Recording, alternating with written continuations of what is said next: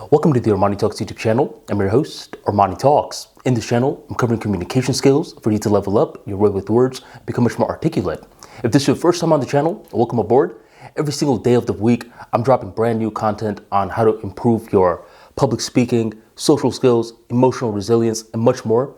Join the tribe by hitting that subscribe button right on below, hit that bell notification, and never miss another video again. In today's episode, we are diving into the world of public speaking, and I'm going to be breaking down a tweet that I wrote in the past about what is stage presence. And by the way, if you don't follow me on Twitter, my handle is @ArmaniTalks. Stage presence is not just a thing, it is a collection of things. And by having these collection of things, what happens is that you're capable of amplifying your message. We've all had a moment when we heard a certain speaker. The speaker was saying something great. However, they were putting us to sleep. They were monotone, they were flat. Something about them, they just looked unappealing to the eyes. This was a guy whose beautiful message was being drowned out by a lack of stage presence. If you can understand some of the variables that stage presence has, then you can utilize it in your public speaking arsenal. You just need to make a couple of tweaks, and just like that, you go from a bum to a stud. So let's talk about a couple of the variables of stage presence. If you're ready and excited for today's talk, go on and drop that like for me right on below. Let's get started with the most obvious one, which is the content of the message. If you just get on stage and let's just say you're shouting your name over and over again, surprisingly, this is going to capture a lot of audience members. They're going to be like, well, what's this guy up to? I mean, why does he keep saying his name? Is he building us up for something? So initially, that's going to work. It's going to engage curiosity.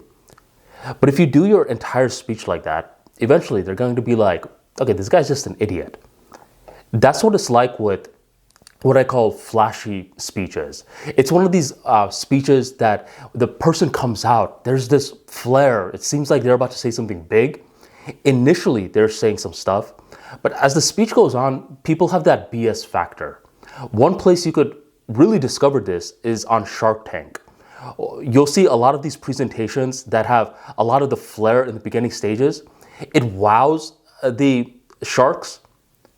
And then as the presentation is going on, people are like, wait a minute, this guy is just saying his name over and over again. So you need a strong subject matter to your speech.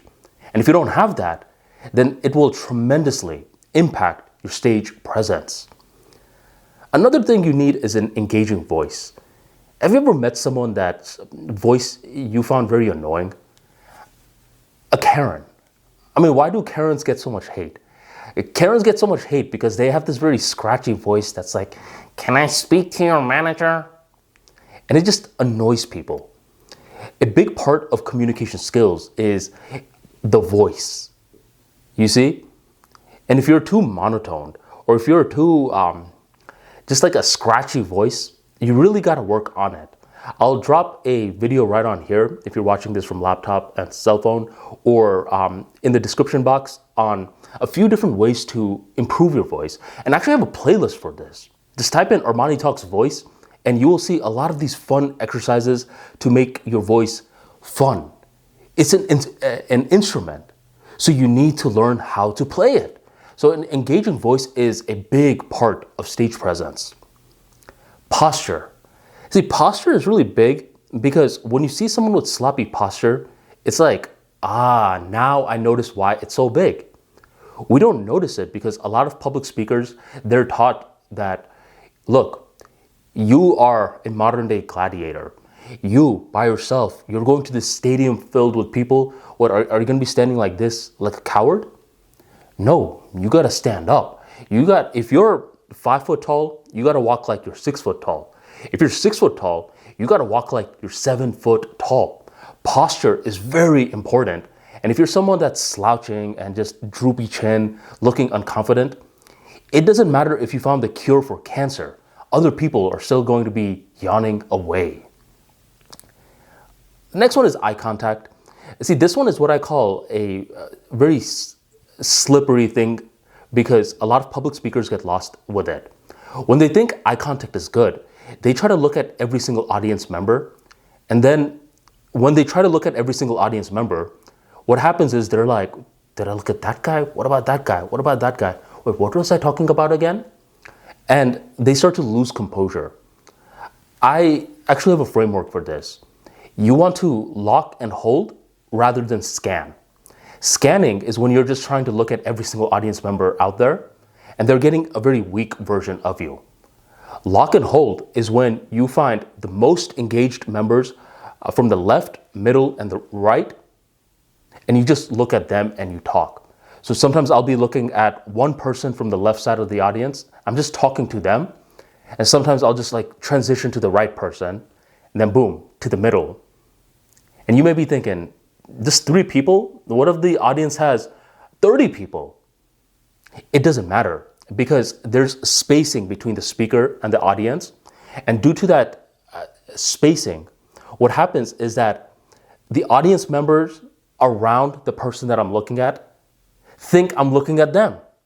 So I'm killing many birds with one stone. You want to lock and hold rather than scan. All right? Timing.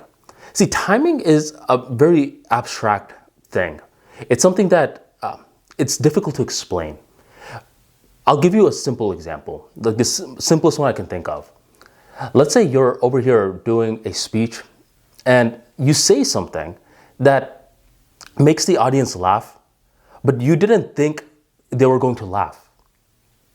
Someone with poor stage presence is going to hear the laughter and then just continue with their speech, while someone with a great stage presence is going to hear the laughter and pause their speech. They're going to savor the laughter. They're going to be like, yeah, I was going for that laugh. Yeah, you found that funny, didn't you? And they're just going to be paused for a while. And in that pause, they showcase stage presence. They show that they have great timing because they are enjoying the moment. Other times, it could be certain parts of your speech, it's a little boring. So rather than being too long-winded on it, you're capable of wrapping it up fast. You're capable of noticing a lot of yawns when you're talking about overly detailed topics. So you wrap it up and you transition into something bigger. You notice when you use your body, it brings the audience members in more. And sometimes you slow it down to emphasize that you are making a big point. All this are part of timing, and it's something that you cannot cheat.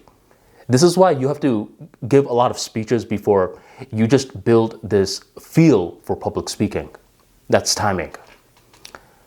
And the final one that I have on this list is the ability to interact with the audience. This is what I call, you could get carried away. You want to interact with the audience, but you want to avoid interacting too much with the audience. There was this one time I went to this business meeting, and we had this, apparently like this really established person who was going to speak at this meeting. It was 7:30 in the morning. And what happens is that this established person starts off the presentation like, I expect engagement from you guys, all right? I'm not going to only be talking. I expect you guys to talk too. We're like, all right, bro, calm down. So this person just is talking away and it's like, well, and then he'll just give a very gotcha-like question. Sometimes people are capable of answering it. And other times people are like, I don't know, we actually don't know the answer. And then this guy's like, come on, like you guys are too scared. Come on, answer the question. We're like, we don't know, man. Just go on with your talk. Stop asking us so many questions. You're burning our mental faculties. This guy had the exact opposite of stage presence. So you want to be able to interact with the audience, like every now and then, like raise your hand if, and then people can raise their hand. You could ask for volunteers. If someone is laughing, you could let them laugh. These are just light ways to interact with the audience.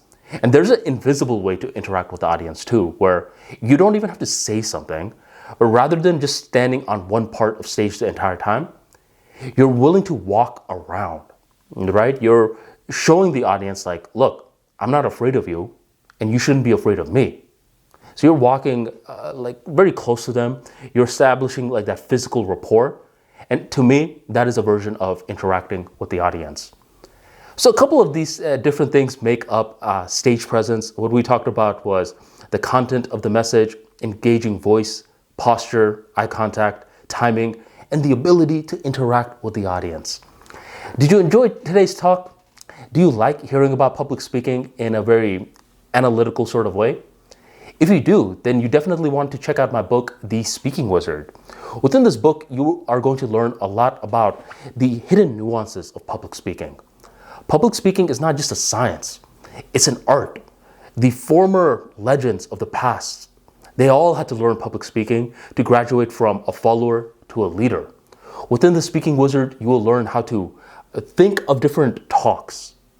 Okay? You're going to exercise that brainstorming muscle. You're going to be able to create a talk. At first, it's going to be unpolished. It's going to be very rough. You're going to learn how to polish it, how to refine it through strategic practice. And then what's going to happen is that you're going to learn how to deliver that polished talk to an audience so you yourself have stage presence. If you are ready to learn more about The Speaking Wizard, go on ArmaniTalks.com, hit shop and grab your copy today. Or you could just go to the link in the description box, the pinned comment. Or if you're watching from TV, you could just scan this barcode right here. And once you scan it, you'll be directed straight to the listing page. Grab The Speaking Wizard and level up your public speaking skills. Thank you very much for joining me, and I will catch you next time.